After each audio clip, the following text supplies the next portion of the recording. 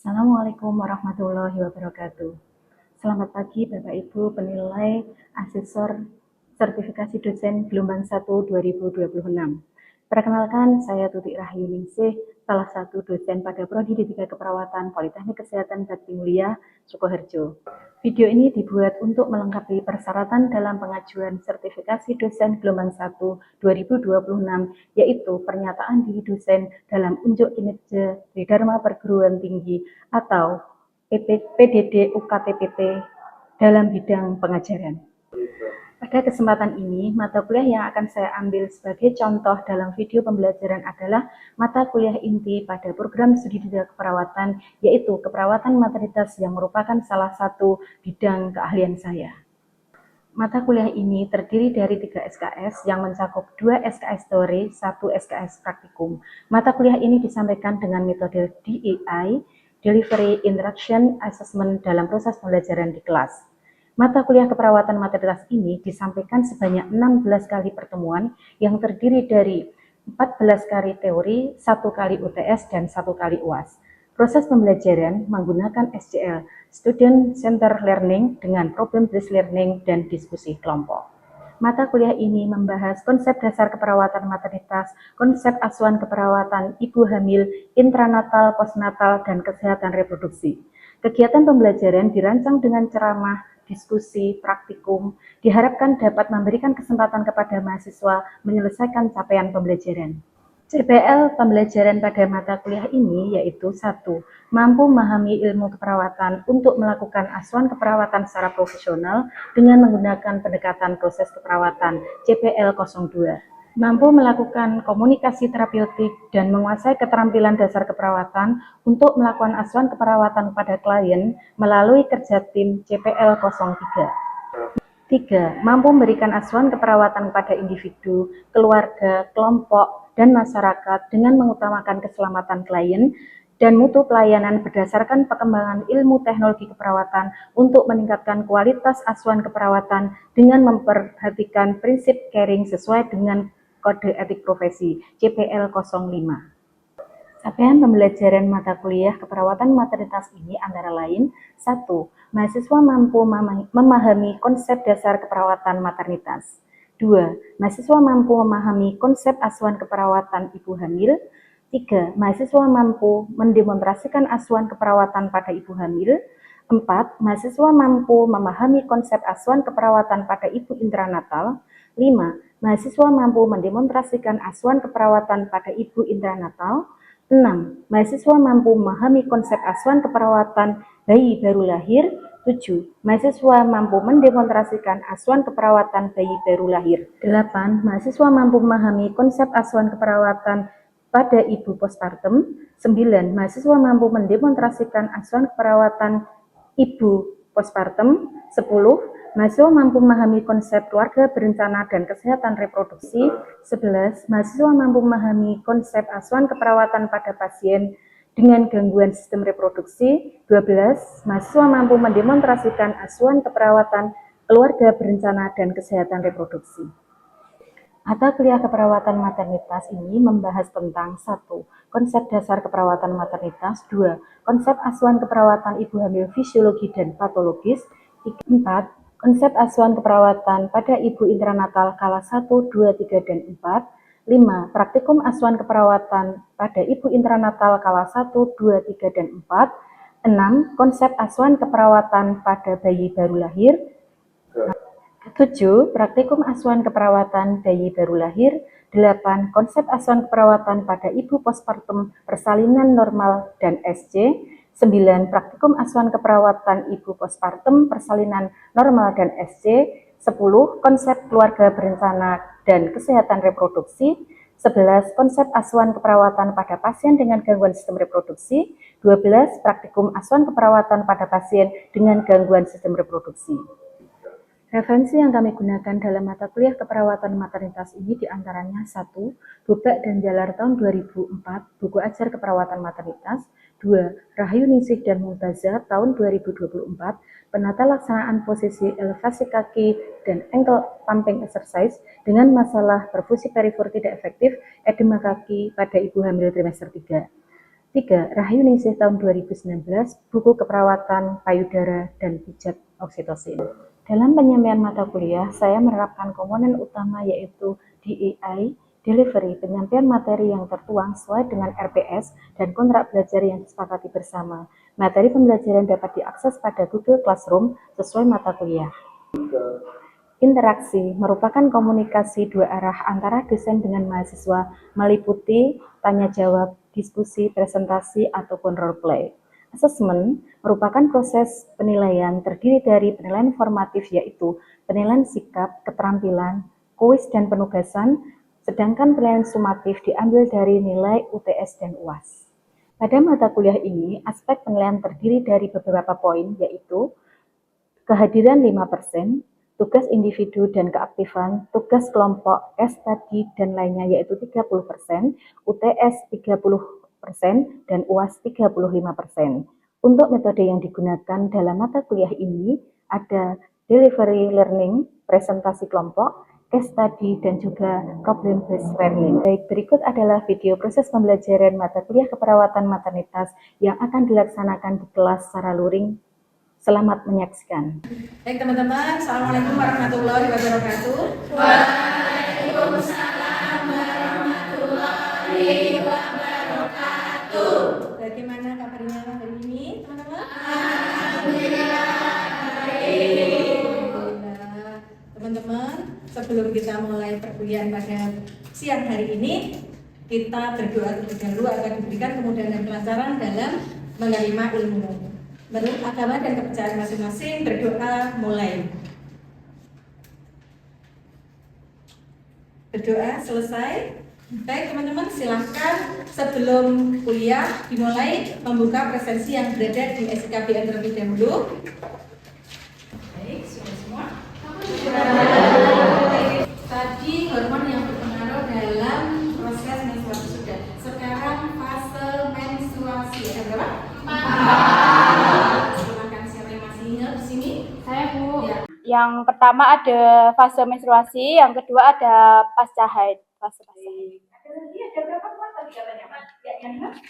Yang ketiga fase intermenstruum atau proliferasi, yang keempat fase pasca haid atau sekresi. Kita semua siswa ya. Baik teman-teman, sesuai dengan kontak kita kemarin, hari ini kita akan belajar tentang perubahan fisiologi pada kehamilan.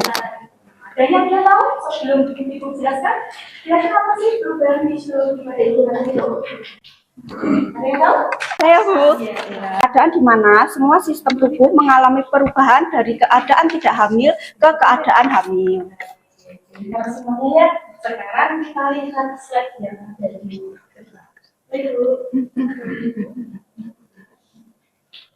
sekarang kita masuk ke tujuan kedua. Tujuan pembelajaran yaitu tujuan dari pembelajaran kita hari ini terkait dengan perubahan fisiologi pada ibu hamil. Harapannya adalah mahasiswa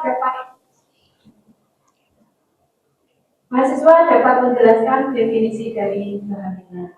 Yang kedua, mahasiswa dapat menguraikan fase-fase dalam kehamilan. Kemudian mahasiswa dapat mengidentifikasi perubahan fisiologi yang terjadi di berbagai sistem tubuh ibu hamil.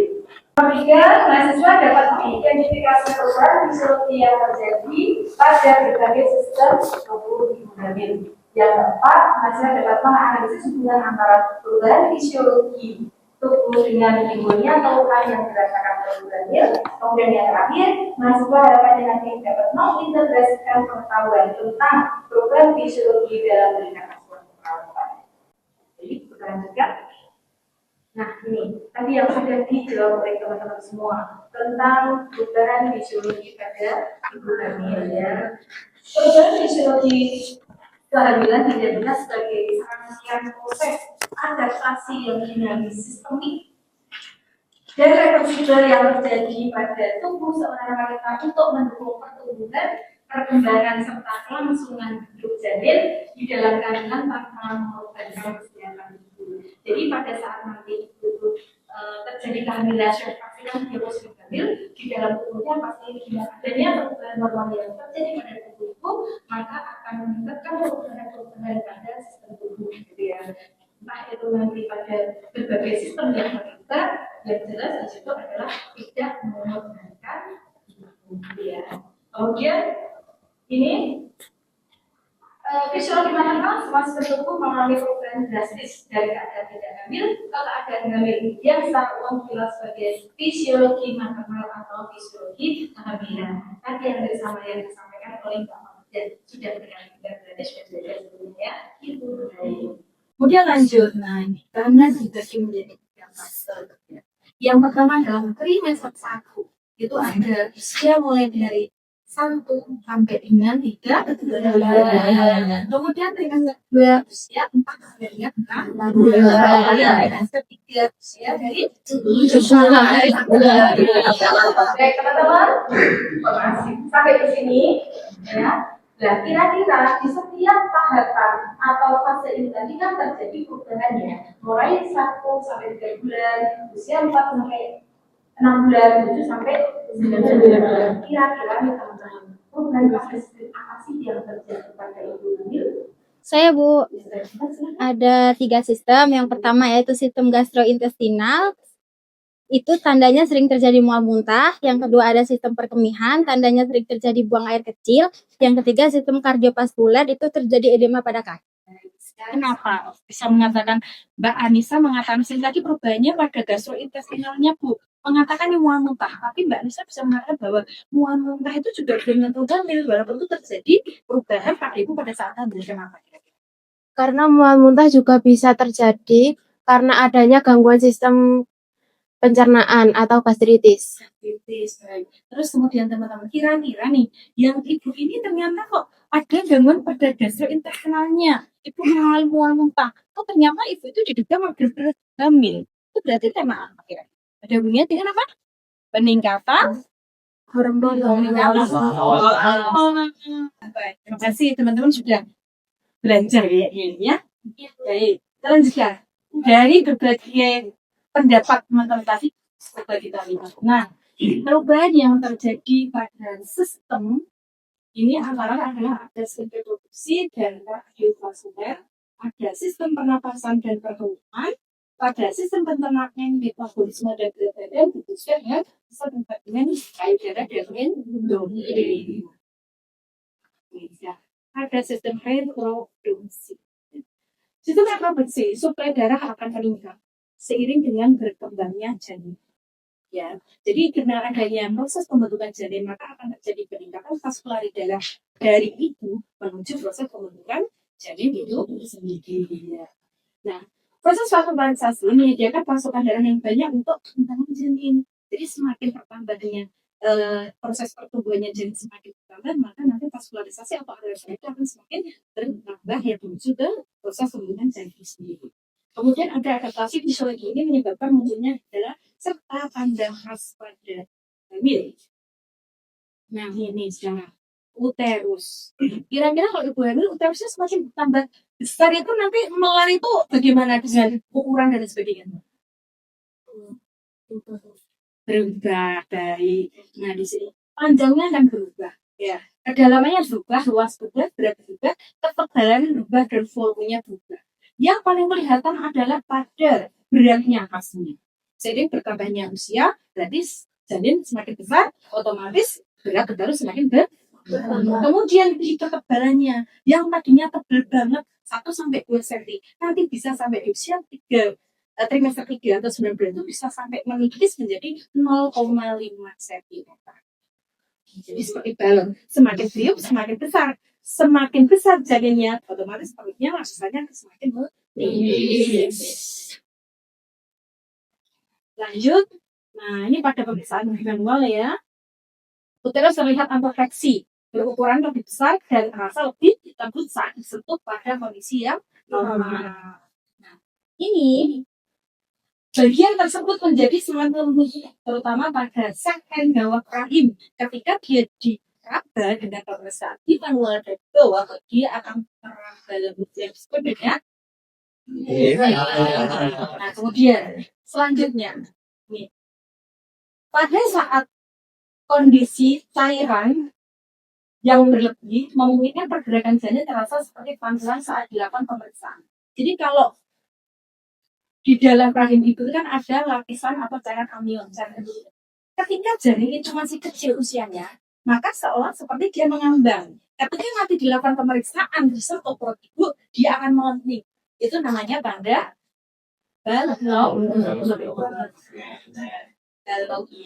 Ya, jadi ketika nanti disentuh, bayi itu akan ke sana, tapi ketika tangan kita lepas, bayi akan melengking ke sini. Itu dikatakan sebagai tanda balok atau seperti lentingan balok, gitu ya. Kemudian selanjutnya ini ada lagi kontraksi uterus yang dimulai pada awal kehamilan dan akan tetap berlangsung secara konsisten sepanjang masa kehamilan. Jadi biasanya ibu itu kalau hamil, ya kan tahunya biasanya kalau kontraksi itu pada saat sudah masuk persalinan. Tapi jangan salah, ketika ibu itu hamil, dia sudah mulai ada kontraksi pada perutnya.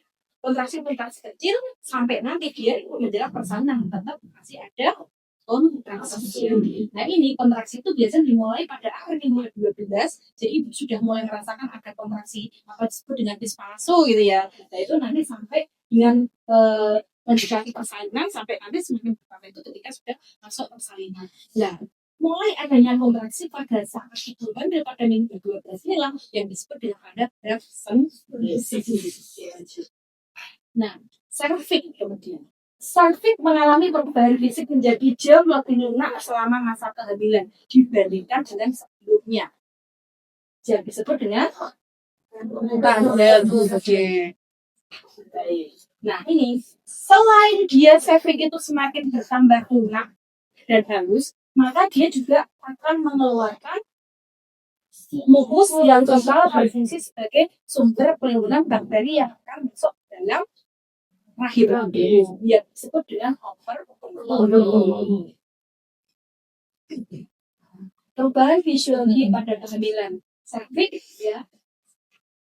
Di sini tadi sudah dikatakan bahwa ada operculumnya, ya dia berfungsi sebagai pertahanan atau barrier tubuh terhadap bakteri dari luar gitu ya. Nah kemudian di sini perubahan tekstur yang awalnya itu cervix itu terasa kaku saat seperti ujung jauh telinga, tapi pada saat sudah term kehamilan sudah cukup bulan sudah mau persalinan, maka dia akan berubah seperti bibir lebih halus ya.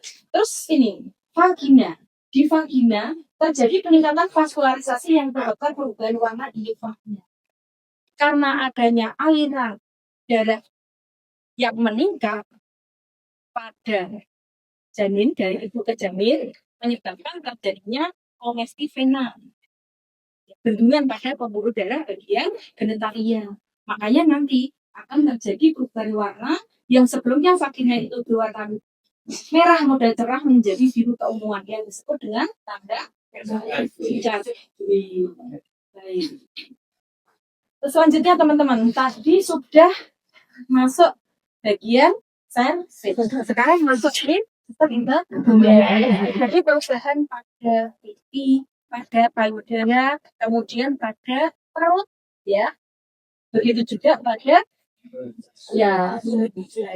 pada pipi. Biasanya pada pipi ibu hamil itu karena adanya perubahan pada segmen, maka menyebabkan biasanya pipi itu berwarna lebih gelap, pucuk gitu kan. Yang disebut dengan apa? Munculnya perubahan pada pipi yang sering disebut sebagai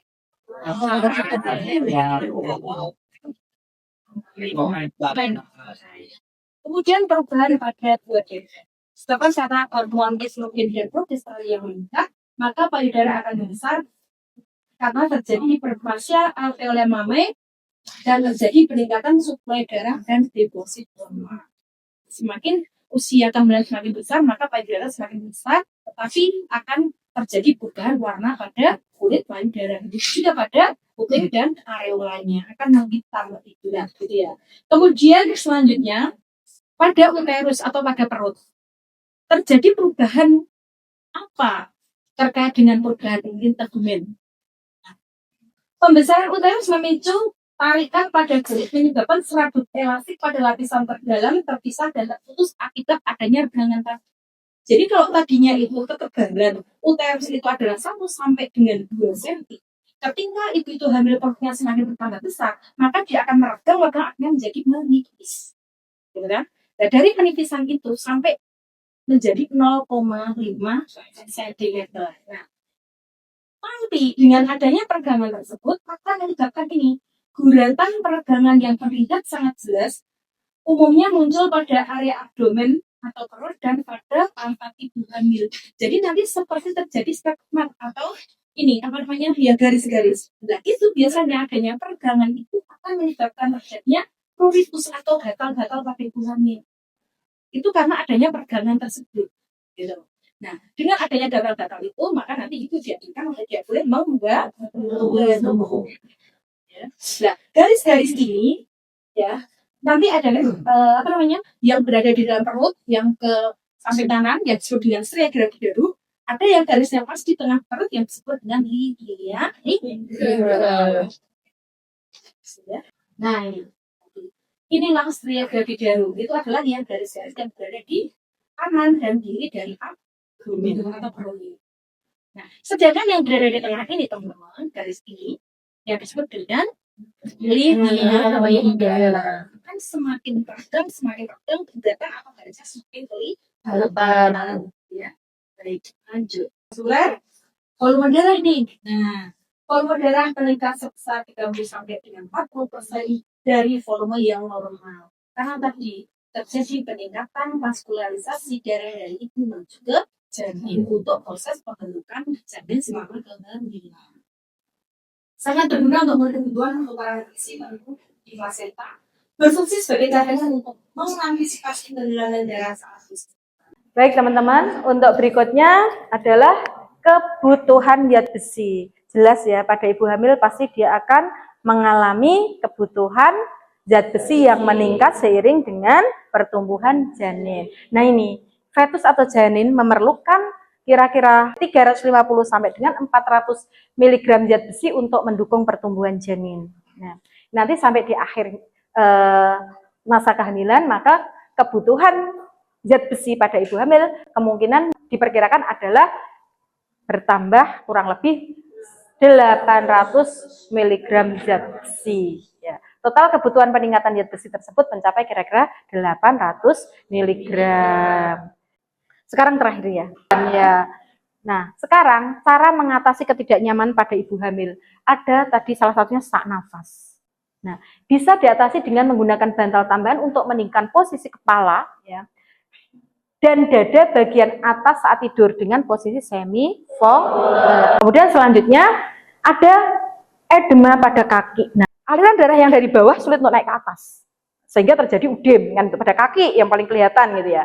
Nah, ini diberikan posisi namanya elevasi kaki dan ankle pumping exercise. Sering BAK, buang air kecil. Makanya dikurangi untuk minumnya terutama menjelang tidur. Nah, ini nyeri punggung tadi ya, karena beban janin semakin besar menyebabkan terjadinya antefleksi. Penata laksana adalah gunakan sabuk kehamilan prenatal atau maternity belt yang dapat membantu menyangga berat uterus dan mengurangi tarikan pada otot punggung bagian bawah.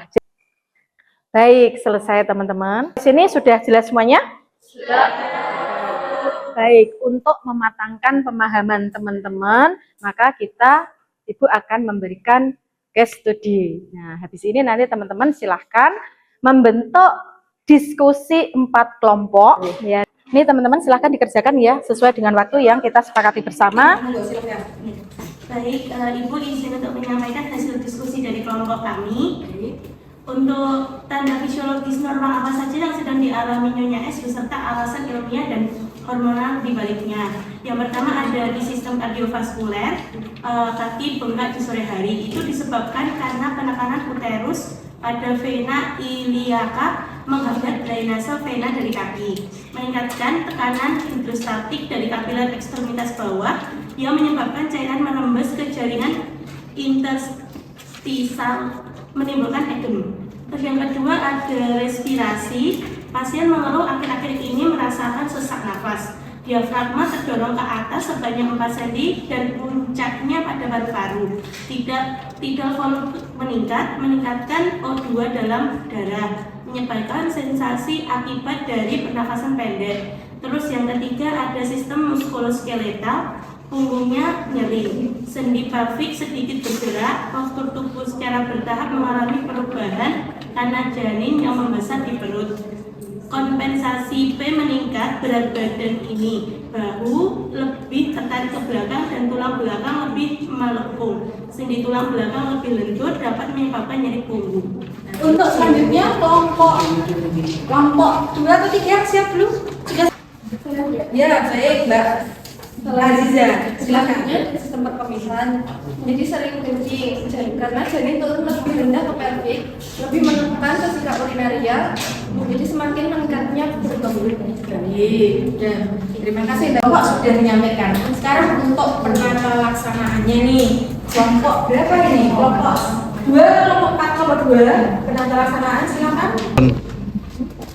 Baik teman-teman, tadi untuk perubahan fisiologi yang terjadi atau yang dialami pada ibu yang sesuai dengan studi kasus tadi sudah dijawab oleh kelompok. Kemudian sekarang untuk penata laksanaannya kelompok berapa yang menjawab? Menyampaikan? Baik, Mbak Amel dari kelompok 2, silakan Mbak Amel. Penata laksanaan edema dengan memberikan posisi elevasi kaki dan ankle popping exercise. Posisi kaki elevasi yaitu memposisikan kaki lebih tinggi 30 derajat lebih dari jantung karena dapat membantu mengontrol pembengkakan. Gravitasi mempengaruhi tekanan vena dan arteri perifer. Gravitasi menyebabkan pembuluh darah di atas jantung meningkat dan menurunkan tekanan perifer sehingga mengurangi edema. Ketika tidur terlentang, ia sering merasa pusing, jantung berdebar, dan hampir pingsan. Baik teman-teman, pembelajaran kita kali ini kita tutup dengan bacaan hamdalah bersama.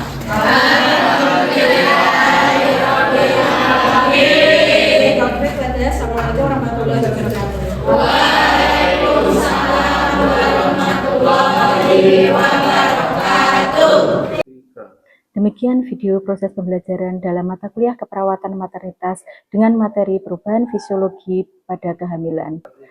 Ucapan terima kasih saya sampaikan kepada Kementerian Pendidikan Tinggi, Sains dan Teknologi, LL Dikti Wilayah 6 Jawa Tengah, pimpinan serta seluruh sivitas akademika dan tenaga pendidikan Politeknik Kesehatan Bakti Mulia, tim sertifikasi dosen tahun 2026, serta mahasiswa yang telah kontribusi dalam penyusunan dan pembuatan video ini. Atas kesempatan dan dukungan yang telah diberikan, saya ucapkan terima kasih. Demikian yang dapat saya sampaikan. Wassalamualaikum warahmatullahi wabarakatuh.